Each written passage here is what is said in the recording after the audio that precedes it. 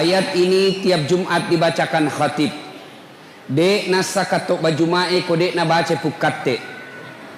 Tidak sah khutbah Jumat apabila khatib tidak membaca ayat ini. Jangan kamu mati.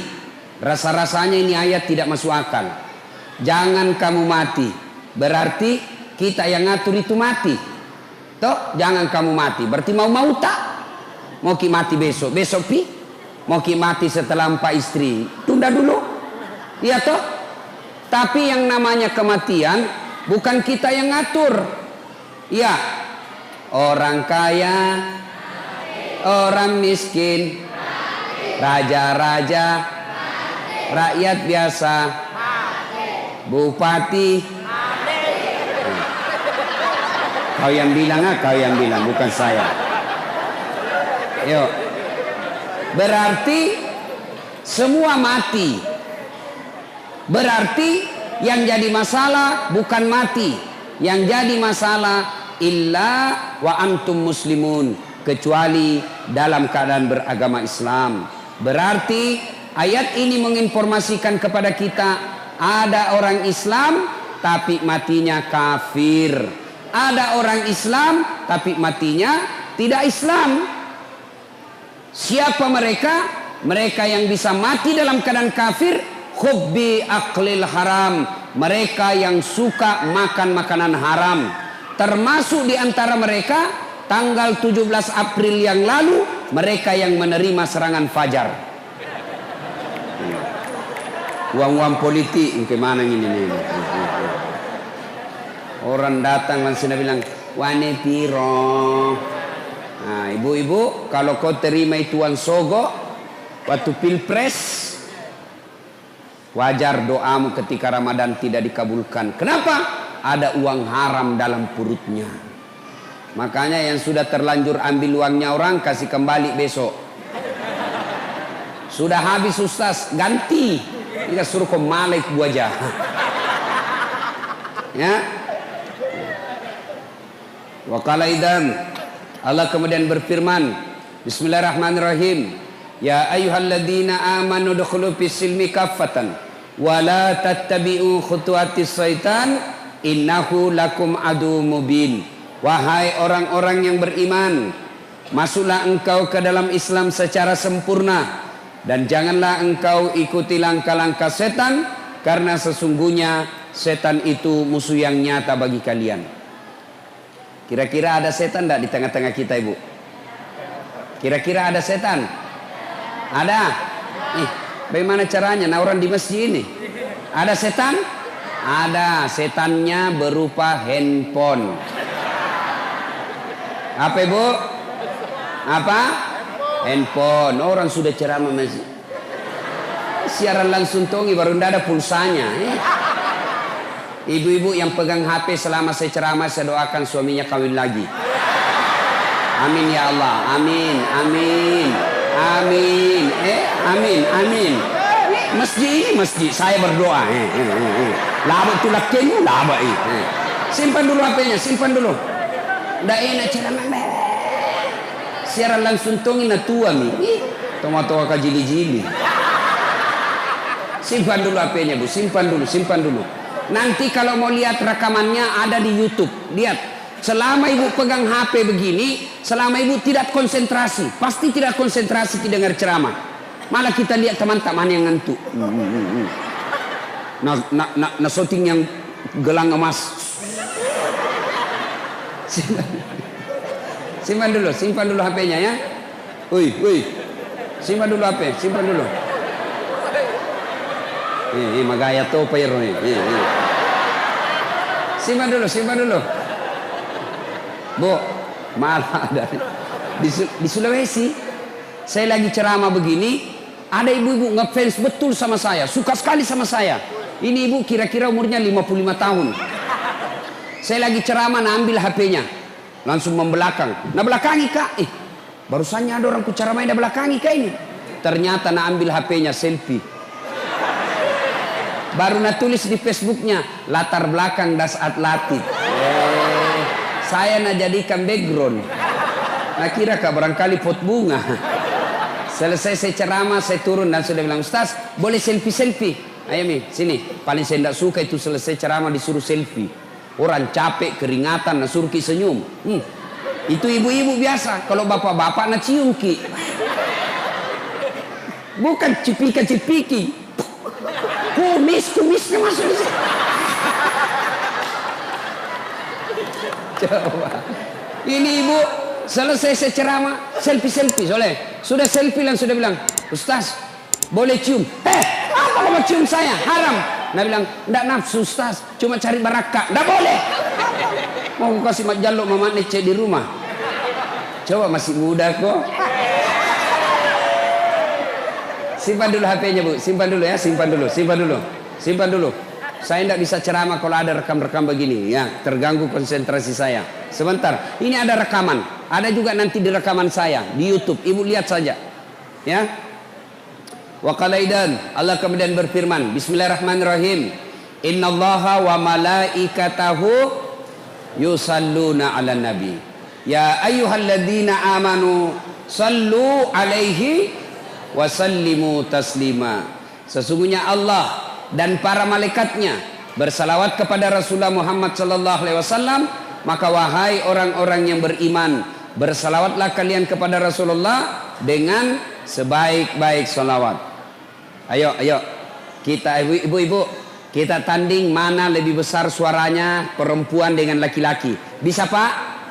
Bisa? Ibu-ibu bisa? Ayo, bapak-bapak diam, ibu-ibu dulu kita salawat. Mana lebih kencang suaranya bapak-bapak ibu-ibu? Jangan mau dikalah ibu ah. Ayo ibu, bu, ayo bu salawat. Salatul. Ayo, salatuha. Salah. Alayah. Masya Allah. Ini bukan keras. Ini disebut suara syahdu. Suara begini yang kasih nafsu laki-laki. Makanya cewek kalau nak telepon ke cowok, jangan kau kasih syahdu suaramu. Assalamualaikum. Waalaikumsalam. Gimana orang tidak menafsu dengar suaramu? Di mana kau dek? Di rumah aja kan. Caleda. Jangan kasih begitu suaramu, bagaimana ndak selingkuh. Di mana kide bari-bari jika. Coba kalau kau ditelepon kasih tegas suaramu. Assalamualaikum. Waalaikumsalam. Lagi di mana? Di rumah. Apa kau pikir? Kenapa kak? Ndak nak telepon aku itu besok. Ya. Ibu-ibu diam. Ibu diam. Kita dengar ini bapak-bapak. Diam. Ayo Pak. Yuk. Sholat. I love it. Bikin malu. Itu mau poligami, nah dodon nih baterainya. Ayo bareng-bareng sama-sama. Yuk semua. Salatullah salamullah ala toha salatullah ala yasin. Diam. Sekarang ini yang anak-anak, yang kecil-kecil, yang belum disunat. Ayo, ini yang kecil-kecil. Ayo. Salatul. Ni anak ya roh, malampi sungai muna'ah. Amin. Nah, ibu bapak, saudara-saudara sekalian, teristimewa alim ulama, khusus yang kita hormati, Bapak Bupati Kabupaten Tanah Bumbu beserta istri yang insya Allah dimuliakan dan dirahmati oleh Allah Subhanahu wa Ta'ala. Ini kisah nyata saya alami. Suatu waktu saya diundang ceramah ke Palopo. Palopo itu kalau naik mobil dari Makassar kurang lebih 10 jam. Ya. Nah, saya selesai takziah malam jam 10 saya berangkat, jam 10 malam. Begitu saya naik mobil, salah satu nikmat yang Allah berikan, saya gampang tidur. Gampang betul tidur. Kalau saya naik pesawat, belum terbang saya sudah tidur. Itu kalau saya naik mobil, kalau saya sudah baring, karena saya di belakang sopir, saya tidur saya. Nah, sampai di kampung namanya Kera, itu gunung, hutan, tidak ada rumah. Tiba-tiba singgah itu mobil jam 1 malam. Jam 1. Singgah mobil, kaget kak. Mana ini sopir ini? Moto kato? Mana sopirnya? Oh, kulihat. Oh, kencing. Dia turun dari sebelah kanan. Kencing dia. Saya turun juga. Moto kak kencing deh. Turunlah saya. Kencing juga. Begitu saya kencing, saya bayangkan, sekalinya ini sopir dia tidak tahu kah saya turun, matilah saya ini. Ternyata betul. Saya lagi kencing, tiba-tiba ini sopir napa lari otona. Nasalaika oto. Langsung lari setereku. Itu belum dia habis kencing, ku lari kak, woi nasalaika. Apalagi dia sudah tutup kaca mobil, lari. Jam 1 malam. Saya telepon, tidak ada HP. Selama perjalanan itu saya tinggal di jalan. Semua mobil saya kasih singgah, tidak ada yang singgah. Yang mau ke Makassar saya kasih singgah, tidak ada singgah. Saya mau ke Palopo, tidak ada singgah. Kenapa? Dia kira kak mungkin pocong. Kenapa? Saya pakai putih-putih, songkok putih, baju putih, sarung putih di tengah hutan. Nah, kira kak pocong. Saya mau bilang, mau kak di tengah-tengah jalan begini. Nanti ku bilang, nah kira betul kak pocong, nah tabrak kak. La haul, nah kenapa lah ustaz sih? Akhirnya apa? Nanti jam 6.15 pagi baru dia kembali ambil saya. Subuh, azan. Saya bilang, ini kalau pintar ini sopir, kalau azan subuh pasti dia baru kasih bangun kak. Betul azan subuh dia balik. Ustaz, subuh nih. Dari ustaz. Langsung dah balik mobilnya nak kasih kencang. Sampai akhirnya jam 6.15. Basah bu saya karena gerimis. Saya sholat di pinggir jalan hutan. Tidak ada satupun yang ambil saya. Jam 1 sampai jam 6.15 baru dia datang. Begitu dia datang, saya mau tempelengi, lebih besar dari saya. Saya bilang, lawang ini dah kalah kak. Akhirnya sepanjang jalan saya diam-diam. Sampai di rumah jabatan wali kota Palopo, langsung dia bilang wali kota, Ustaz, kenapa bisa kita lupa koporta? Dalam hatiku, mak beli si sopir ini. Bohong lagi nih sopir.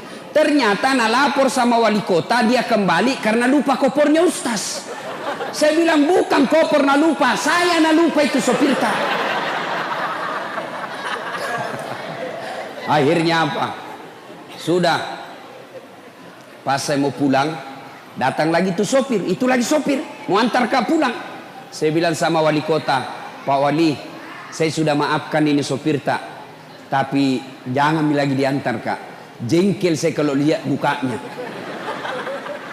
Akhirnya Nabi bilang Pak Wali, ya Ustadz, nanti kita ganti sopir baru. Ini kisah nyata, fakta. Lalu apa kaitannya acara tak ini? Apa hubungannya dengan acara? Beginilah kita kalau sudah masuk di kubur. Ya? Almarhum sudah lebih 1 tahun meninggal. Saya baru 4 jam menunggu. Saya berharap ada yang ambil saya. Ternyata tidak satupun mobil yang tinggal dan mau singgah mengambil saya. Itu baru 4 jam sudah setengah mati. Beginilah orang yang dikubur, menunggu kiriman amal. Ternyata tidak ada yang kirimi amal. Saya baru 4 jam di pinggir jalan, hujan, masih merasa menderita. Bagaimana kita kalau sudah masuk di kubur? Ayo, saya berharap ada mobil yang singgah mengambil saya. Saya berharap ada mobil yang mampir mengambil saya. Ternyata tidak ada. Begitu juga kalau kita mati. Berharap maki ada yang doakan ki. Berharap ada yang sedekahkan kita. Berharap anak istri kita doakan ki. Ternyata mereka lupa kita. Ini nih kalau mati maki. Beginilah kita. Ibu bapak pernah lihat orang meninggal? Ibu-ibu pernah lihat orang meninggal? Pernah? Bukan pernah, sering. Kalau ada orang meninggal, 3 yang mengantarnya dia ke kubur. 1, keluarga. 2, harta. 3, amal. 3 yang ngantar, 2 balik, tinggal 1 temani kita. Siapa yang pertama? Keluarga. Anak ikut ngantar, istri ikut ngantar, saudara ikut ngantar, menantu ikut ngantar, ipar ikut ngantar. Tapi siapa yang temani kita masuk? Ibu-ibu, kira-kira kalau meninggal ki ibu, mau suami tak masuk? Mau temani ki ibu? Mana mama waktu tanah odok dulu, gunung kan kudaki, kemanapun kau pergi aku akan mengikutimu, laut kan kuda ku renangi, gunung kan kudaki, masjid kau lewati. Meninggal, masuk, kakinya saja dia tidak mau, bengkak matanya. Tapi apa Nabi bilang? Bulan depan siapa ganti? Ayo bu, ada orang di Makassar temanku haji, meninggal istrinya, bengkak matanya pak. Begitu dia sayangnya istrinya, bengkak matanya. Apa dia bilang? Ustadz, rasanya tidak bisa lagi kulanjutkan hidupku. Ini separuh jiwaku hilang Ustadz. Sama lama ini istri saya luar biasa, tapi sekarang hancur perasaanku. Tidak bisa mak kurasa lanjutkan hidupku. Saya bilang, hebatnya ini bapak ini, sayang betul sama istrinya. Sekalinya beberapa bulan kemudian, saya pergi jogging, lari-lari sore di Karebosi.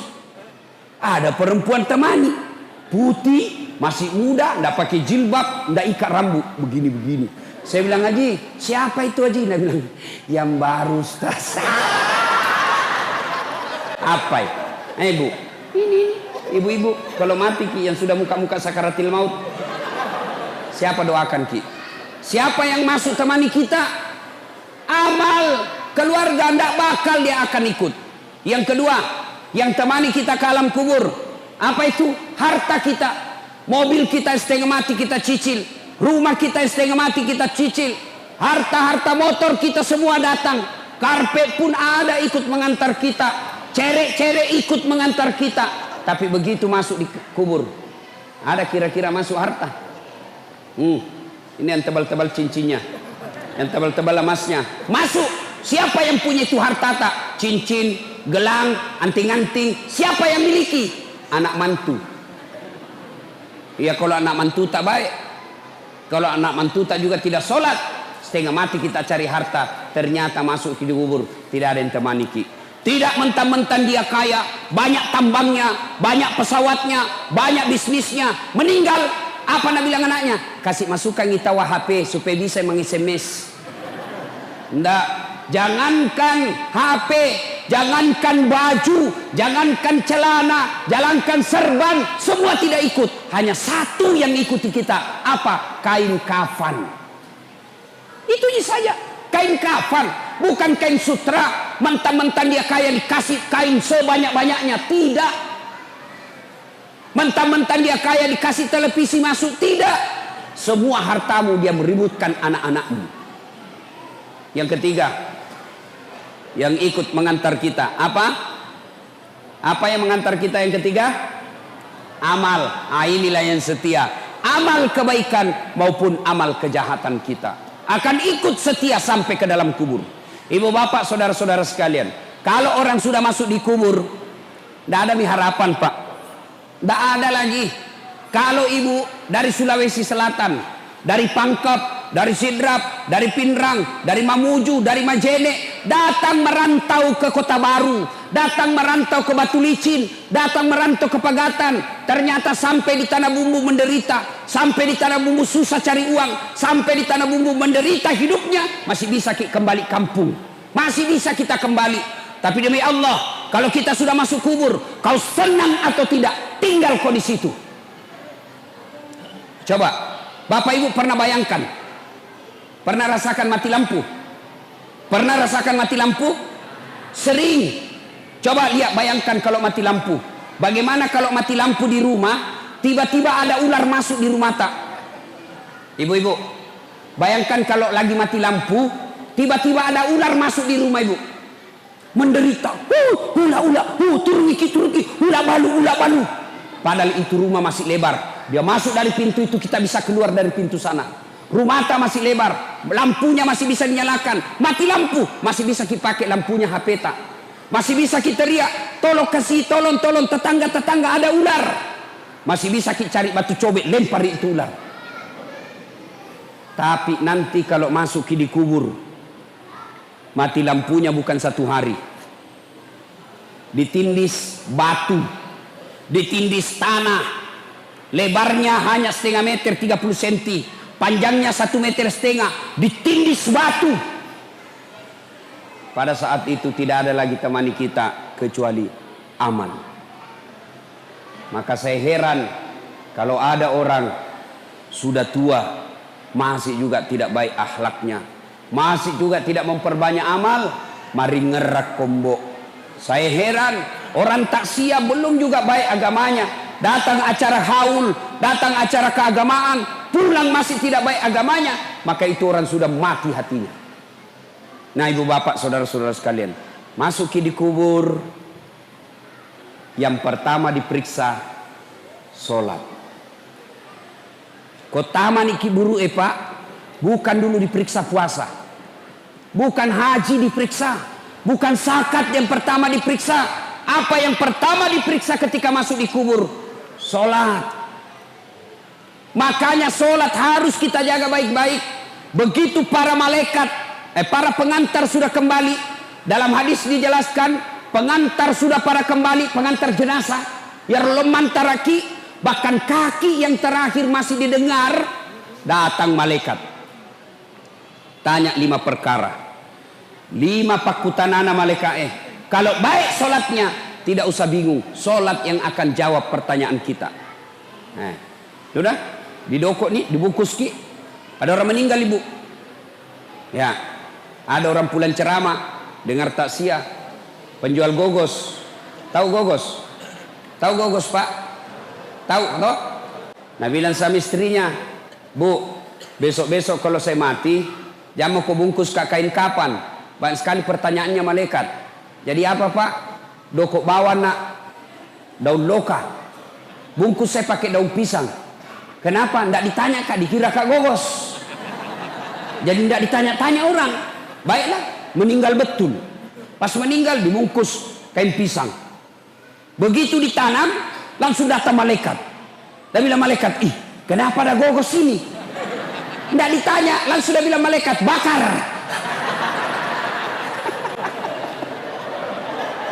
Dek, dari tanah langsung menitunuh. Bapak saudara-saudara sekalian. Nah, orang itu menghadapi sakaratil maut sebelum kita masuk di kubur. Sakaratil maut dulu kita hadapi. Orang menghadapi sakaratil maut macam-macam. Ya, pernah lihat orang sakaratil maut? Coba lihat itu. Saya, kalau ada orang meninggal itu siapa dipanggil? Siapa? Ustadz. Makanya jangan pandang enteng itu ustadz. Karena kalau mau mati siapa dipanggil? Pak Camat. Tidak tahu mengaji. Siapa dipanggil? Kepala dinas. Oh lari. Siapa dipanggil? Ustadz. Makanya jangan kau pandang enteng itu ustadz. Karena ada saatnya sakaratil maut kau, dia yang tolong kau. Adalah orang meninggal. Coba lihat macam-macam itu orang meninggal pak. Ada orang saya lihat orang sakaratil maut. Madang nasa ngogi kan macam-macam itu orang sakaratil maut. Kata Nabi, orang kalau sakaratil maut, biar kau kasih air seluruh yang ada di lautan, tidak akan mengobati rasa hausnya. Haus, madak atau ke madak ibu. Makanya lihat orang-orang sakaratil maut, naik turun itu tenggorokannya. Coba lihat itu, dibacakan syahadat, syahadat kok. Bahkan ada di Sulawesi Selatan ibu-ibu. 1 minggu sakaratil maut, tidak mati. Ingat, kalau ada orang lama sakaratil maut, berarti lama disiksa itu. Saya kasihan. Saya datangi, saya bacakan Yasin. Bismillahirrahmanirrahim. Yasin. Langsung dibangun ibu. Pergi kok. Nah lempar kak botol aqua. Jangan mengaji sini, panas telingaku. Salai. Barusannya ada orang saya ngajikan panas telinganya. Saya ulang lagi. Bismillahirrahmanirrahim. Yasin. Nah, lempar kak lagi. Basah bajuku. Saya tinggalkan. Saya bilang, peringatan ini. Saya tanya anaknya, Pintar jitu mengaji mama tak. Ya lu, itu ustaz mama ajiku. Ndak nak tahu memang mengaji kasihan. Haji tidak nak tahu mengaji. Banyak haji begini sekarang. Saya seandainya menteri, maka syarat menunaikan ibadah haji lancar ngaji. Pasti turun pendaftar. Bu, kalau ada yang tidak tahu ngaji di sini, belajar ki. Belajar ki. Masih sakit tuh komate kina dek tesing mengaji. Kenapa? Wawancaranya nanti di akhirat. Pernah ki lihat orang wawancara? Di akhirat nanti kalau diwawancarai ki malaikat, tanya jawabnya malaikat bukan bahasa Bugis, bukan bahasa Jawa, bukan bahasa Indonesia, tapi apa? Bahasa Al-Quran. Jadi kalau dia tidak tahu mengaji, tidak tahu nanti kalau ditanya. Maka belajar ki. Matuan ini ustaz. Masa masuk ke TKTPA? Jangan maki masuk TKTPA. Masa mau ki dilantik? Bagaimana caranya ustaz? Panggil raja masjid di rumah tak, suruh ajar ki. Majelis taklim yang kita itu mestinya 1 kali sepekan ajar ngaji. Bukan cuma dengar ceramah, ajar ngaji. Kalau ibu meninggal tidak tahu ngaji, masih sakit itu masih sakit. Ajak lalu. Jangan lalu ki bilang wita topi na witai. Muita tu belajar ki mengaji. Muita tu muita. Nah, ibu bapak saudara-saudara sekalian, maka seluruh pengantar balik, maka datanglah malaikat. Bertanyalah ini malaikat, Marabuka, siapa Tuhanmu? Kalau baik solatnya, solat akan berkata, mundur kau. Dasat mundur. Selama kau hidup kau pelihara solatmu, sekarang saya pelihara kamu, saya yang jaga kamu. Marabuka, siapa Tuhanmu? Salat kita menjawab Allahu Akbar. Mungkar geling kepala. Itawa jagonya barusan kuda apa ini. Ditanya lagi, man nabiuka, siapa nabimu? Ashhadu Allah ilaha illallah wa ashhadu anna Muhammadar Rasulullah. Malaikat bilang, ih tambah jago, orang tanah bumbu ini. Itu kalau baik solatnya. Akhirnya mungkar Nabi bilang kir kir kir, nakir, kau maju nakir. Nabi bilang mungkar nakir, sedangkan kau mundur, apalagi saya wakil ji. Mungkar nakir. Nabi bilang kalau begitu kita naik melapor. Naiklah melapor di aras Allah. Ya Allah, ada hambamu saya tanya, Marabuka. Dia jawab Allahu Akbar. Allah berfirman, oh bukan dia yang jawab, tapi solatnya. Karena dia baik solatnya, tidurkan dia seperti nikmatnya tidur pengantin baru. Masih ingat waktu pengantin baru, Bu? Enak nih itu pengantin baru. Sampai saya selalu mau ulang. Tapi tidak kada wani. Coba. Itu kalau baik solatnya. Kalau tidak beres solatnya, kembali pengantar, datanglah dia, datang malaikat. Ditanya, Marabuka, siapa Tuhanmu? Langsung kaget. Tunggu dulu, orang baru datang. Malaikat yang mau nagiaki. Langsung disemes. Nah, jadi bubu, syarat pertama kalau mau ki selamat menghadapi sakaratil maut itu, perbaiki solat. Kemudian ketika sakaratil maut sudah tiba saatnya kita masuk di kubur, pertama diperiksa solat. Maka saya setiap saya solat ceramah ibu, solat anak ini yang selalu saya ulang-ulang. Biar baik puasa tak, bangun ki masjid mewah seperti ini, tapi kalau tidak sholat tidak ada gunanya. Ini ibu-ibu banyak tidak sholat gara-gara apa? Gara-gara apa? Ibu-ibu banyak tidak sholat gara-gara apa? Pengantin. Mukanya nak kasih make up, nak kira tembok kuning, coklat, abu-abu, biru, keren. Ada cilakna, alisnya nak kasih tipis. Ada juga yang tebal, beda kanan beda kiri. Nak kasih lebih lagi sedikit di sini.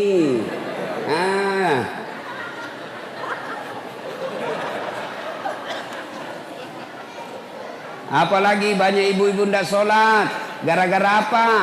Jilbab. Jangan kita kuliah dia ibu di listnya teman-teman. Ayo, gara-gara apa? Jilbab. Jilbab sakaratil maut. tak 3 lapis. Nak kiring-kiring. Biru coklat, nak kasih mirip-mirip lagi sedikit. Tiba waktu sholat, nak bilang suaminya piko sembayang, nak bilang ndak sadar kok pak, sadar mani kusul kopi sholat, piko sholat, nak bilang ndak kau lihat ini jilbabku 1 jam dipakai. Gara-gara jilbab ndak sholat, ibu-ibu jangan anggap enteng itu sholat, aja tercule-cule sampajangnya pak. Demi Allah akan menderita orang yang tidak sholat. Bahkan Imam Syafi'i dalam kitabnya dia jelaskan, kalau ada orang ndak sholat dia mati, jangan kau sholati. Kau seleng ina sangalena tapi dia nama sampajang. Imam Syafi'i bilang jangan kau sholati kalau dia mati. Bahayanya itu orang ndak sholat. Nah kita kadang-kala pergi haji, tiap tahun pergi umroh, Ramadan puasanya lengkap, dia bersedekah, tapi tidak sholat, tidak ada gunanya semua itu. Apa susahnya itu sholat ibu? Apa susahnya? Tidak ada susahnya. Maka celaka mereka yang baik dia bilang agamanya tapi tidak sholat, kafir. Ya, maka ibu bapak saudara-saudara sekalian perbaiki sholat. Berikutnya, ibu bapak, nah sudah. Masuk di kubur, pertama sekali diperiksa sholatnya. Sudah, kembali pengantar, diperiksalah sholat kita. Maka ditidurkan kita. Kalau dia baik sholatnya, kata Nabi, tidurkan dia seperti nikmat tidur pengantin baru. Ibu bapak saudara-saudara sekalian. Nah, sudah masuk kita di kubur, tutup semua amal. Kecuali amal kita yang bisa menolong kita setelah masuk di kubur, yaitu amal jariah. Amal jariah itu ada 3. 1, anak yang soleh. 2, ilmu yang bermanfaat. 3, pembangunan yang bermanfaat. Mari kita lihat satu-satu. Yang pertama, anak soleh. Begitu ibu meninggal, siapa yang doakan kita?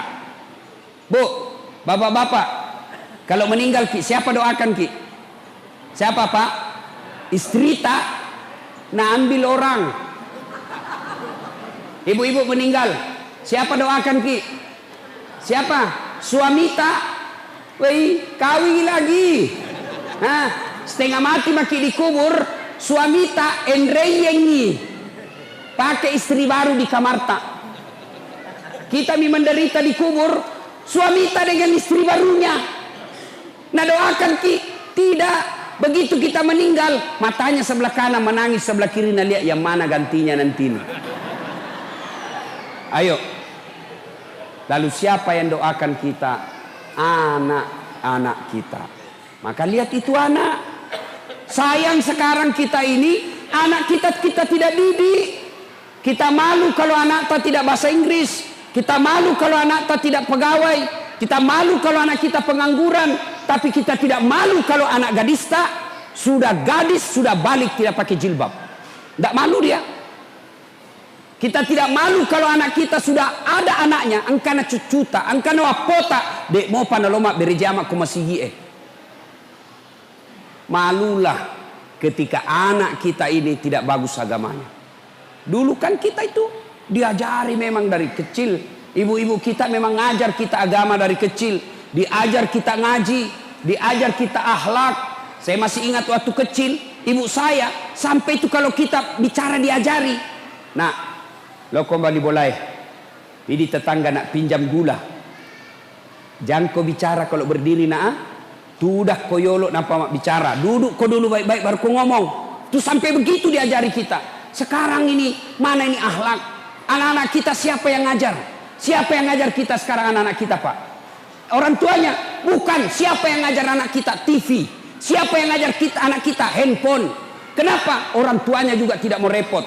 Anaknya menangis, langsung nak kasih handphone. Jangan kau nangis nak, main game aku. Ibu toh. Maka jangan heran anak tak tinggi sekolahnya, tapi tidak tahu taat. Alangkah bahagianya, ibu bapak. Alangkah bahagianya kita sudah tua, anak tak 4 sambil baku telepon.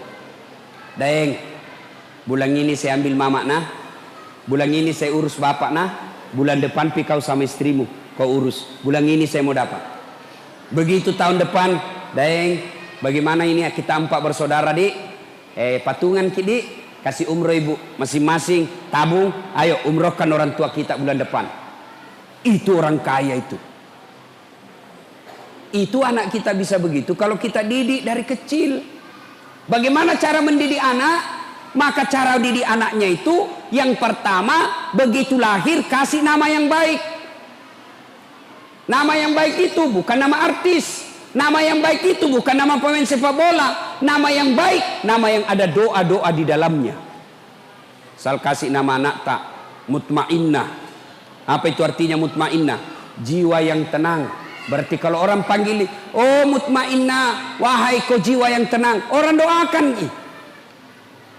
Jangan lagi bilang apa arti sebuah nama. Coba bayangkan kalau tidak ada semua nama tak. Coba kalau tidak ada semua nama di sini, bagaimana orang macale? Pilih saya, siapa? Anu. Pilih saya, siapa? Anu. Bagaimana repotnya? Mau kita telepon kak ceramah, halo, ada ustaz siapa? Anu. Yang mana? Anu. Siapa? Anu. Siapa? Yang pendek. Oh banyak yang pendek di Makassar. Coba bayangkan. Nama itu penting. Maka kasih nama yang baik. Lahir anak tak, lahir cucu tak, kasih nama. Tidak bisa telepon ustaz. Ustaz, ada cucuku lahir. Saya mau dia jadi penghafal Quran. Siapa bagus namanya? Perempuan atau laki-laki bu? Perempuan. Hafizah. Itu namanya. Bagus itu. Tambah namanya bapaknya di belakang. Jangan lagi bilang apa arti sebuah nama. Coba beda, sebut nama tak. Sebut nama tak, saya tahu agamanya dan saya tahu sukunya. Abdurrahman, 99% pasti muslim. Ya, bilang Abdurrahman, muslim. Bertus, hai, Toraja. Ambot Dale, tidak mungkin orang Jawa. Mana Ambot Dale orang Jawa? Kalau Margono, iya, Jokowi, Jawa itu. Kalau Ambot Dale, tidak mungkin. Ambot Tuo, kasih Bugis. Nah, nama itu penting. Yang kedua, cara mendidik anak, kasih contoh yang baik. Jangan sampai kita bilang, jangan kau merokok. Kalau merokok, kau setempelin kau. 10 menit, kau beli rokok dulu nak. Bagaimana ceritanya? Awas kau, jangan kau bicara kasar. Kasih lembut bicaramu. Kalau kau kasar, dia sudah kasih contoh kasar. Maka orang tua yang baik kasih contoh anaknya. Yang ketiga, jangan kasih makan haram anakmu. Jangan kasih makan proyek palsu. Jangan kasih makan barang serobotan. Jangan kasih makan dagangan nipu. Itu dagangan nipu yang mana? Pedagang. Asli ndak ini barangmu? Asli, padahal palsu. Dapat kau untung dari kau tipu pedagang ke pembeli. Mungkin kau dapat untung 2 juta satu hari. Tapi uang haram kau kasih makan anakmu. Jangan heran anakmu 3 semua tidak ada sholat. 1 tukang tipu. 1 pengedar narkoba. 1 kawin lari di bawah bandar dikasih hamil cowoknya. Kenapa? Uang haram kau kasih makan anakmu. Maka orang tua yang baik jangan kasih makan uang haram anaknya. Istri nih, tolong ini ibu-ibu nih yang datang ini. Kalau suami tak datang bawa uang, tanya dulu. Halal boga iye? Halal ndak ini? Biasanya gajimu cuma 5 juta. Kenapa ini menjadi 6 juta? Dari mana ini 1 juta? Halal tidak? Bisa ibu? Bisa? Hei. Bisa? Bisa? 1 juta bisa. Kalau 15 juta, bengkok mukanya. Sini mi ala ni mai panggilnya cicing. Mestinya istri yang baik begitu. Jangan kasih makan uang haram anaknya. Yang berikutnya lagi, supaya anak kita baik, doakan. Doa. Maka ibu-ibu seharusnya lebih rajin doakan anaknya. Doa itu tidak harus ibu lagi sholat. Memang lebih utama selesai sholat. Tapi boleh ibu doakan sambil duduk-duduk. Tidak ada kegiatan. Doakan anakmu ketika dia pergi sekolah. Ya Allah, lindungi anakku. Berdoa tidak harus pakai bahasa Arab. Wat dimatoki bahasa Ogi. Allah tahu. Daripada ibu bahasa Arab tidak tahu artinya, bingungi nanti malaikat. Nah bilang malaikat apa maksudnya ini ibu ini? Nah mau doakan anaknya anak soleh, nah minta hujan, nah doa, kan bingung malaikat. Maka tidak harus ke bahasa Arab. Mak bahasa Ogi nih. Puang, katu kasih si kaju-kaju anakku. masa depan anak saya ya Allah. Saya tidak tahu mendidiknya, tapi Engkau maha mendidik ya Allah. Pelihara anakku ya Allah. Ya Allah, lindungi anakku ya Allah. Jangan kau biar mak basuh gini. Boleh. Hati-hati ketika ibu-ibu sumpah. Hati-hati ketika marah. Kadang-kala ibu-ibu kalau marah kan keluar itu kalimat-kalimat sumpah. Kurang ngajar. Nalapola lo ke beca. Nah tak berat betul beca. Maka kalau sumpah untuk anak, jangan sumpah yang jelek. Sumpah yang baik-baik. Kurang ngajar, jadi lalu kok ustadz seperti Dasat Latif. Boleh begitu. Jangan sumpah yang jelek-jelek. Nah ibu bapak saudara-saudara sekalian, begitu masuk di kubur, yang pertama yang bisa menyelamatkan kita, anak kita.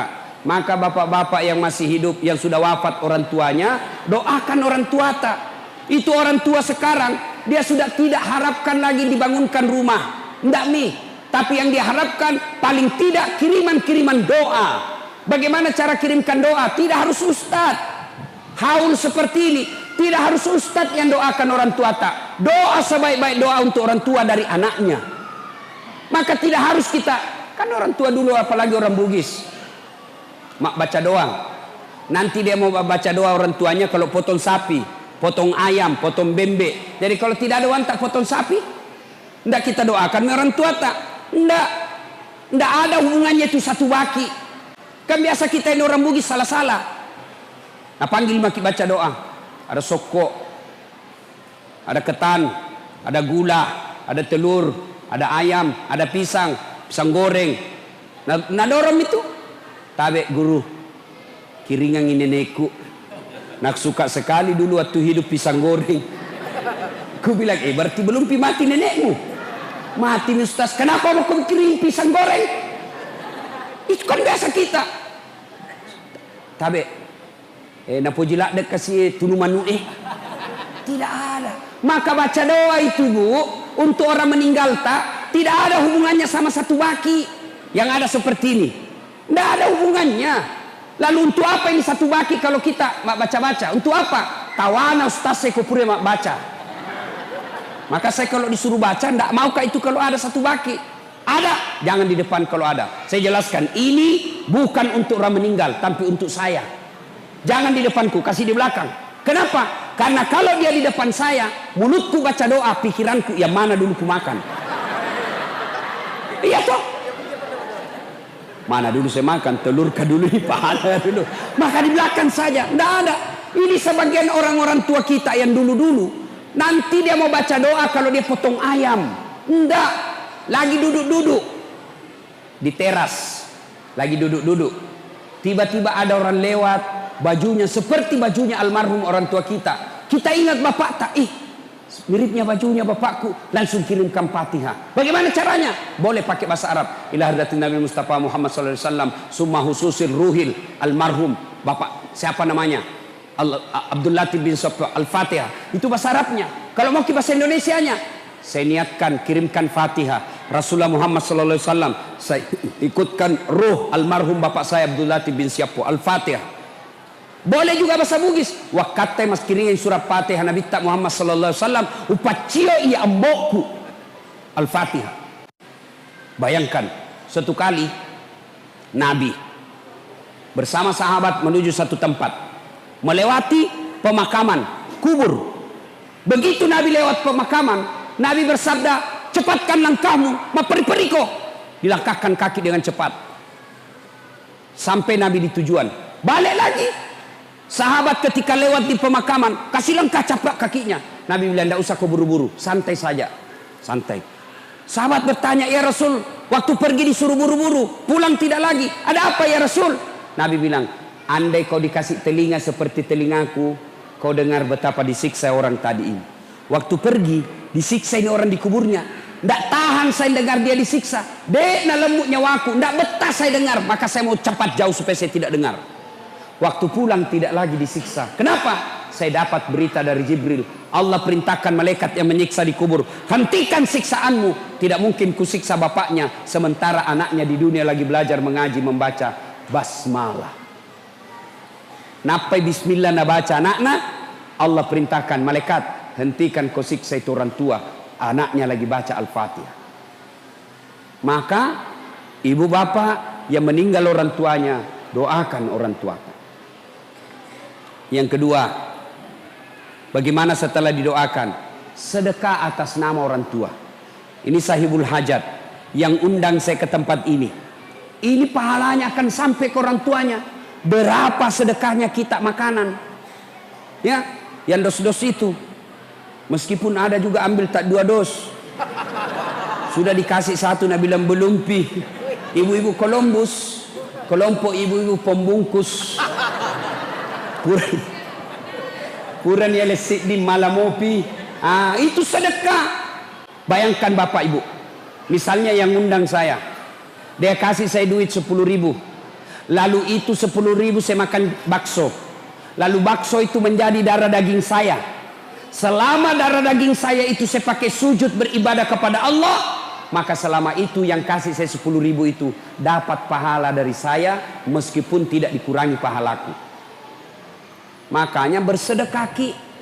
Lihat orang baik, sama-sama orang miskin, sama-sama tidak mampu, satu baik solatnya, satu tidak baik solatnya, kasih yang baik solatnya. Sama-sama miskin, sama-sama baik solatnya, satu keluarga, satu tidak keluarga, kasih yang keluarga. Sama-sama keluarga, sama-sama fakir miskin, sama-sama baik solatnya, kasih satu tetangga, satu bukan tetangga, kasih yang dekat dari rumah tak. Maka bersedekah. Kalau kita sedekah, kasih lihat apa jenis sedekahnya. Kalau sarung songkok, cocoknya kasih siapa? Pak Imam, Pukate, Pak Ustadz, guru ngaji, cocok itu kasih sarung songkok. Kalau dasi, baju safari, yang mau kau kasih Puimang, kapan dia pakai itu Puimang dasi? Begitu pergi pengantin pakai dasi, langsung makan mana itu? Jangan-jangan nih Puimang, gila-gila sudah nih Puimang ini coba. Maka diberikan yang lebih banyak dia pakai. Ya, bersedekah. 1 tadi doakan, 2 bersedekah. Yang ketiga, kunjungi karib kerabatnya. Maka orang yang punya almarhum ini salah satu cara berbuat baik kepada orang tua. Almarhum bersyukur punya anak seperti ini, bikin acara pengajian. Bayangkan kalau saya selesai ceramah ini, lalu ibu amalkan apa yang saya sampaikan. Misalnya sejak pulang ini, tadinya masih malas sholat, tadinya sholatnya masih putus-putus, pulang dengar ceramah, sholat selama-lamanya, maka selama itu orang yang sholat mengirimkan pahala kepada yang punya acara, termasuk kepada saya karena ilmu yang saya berikan. Tidak dia kurangi pahalaku, tidak ada kurang yang punya acara, sama-sama dapat pahala.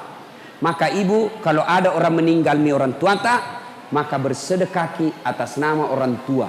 Tidak sampai Ustaz. Kalau ada orang bilang tidak sampai, mau bukti?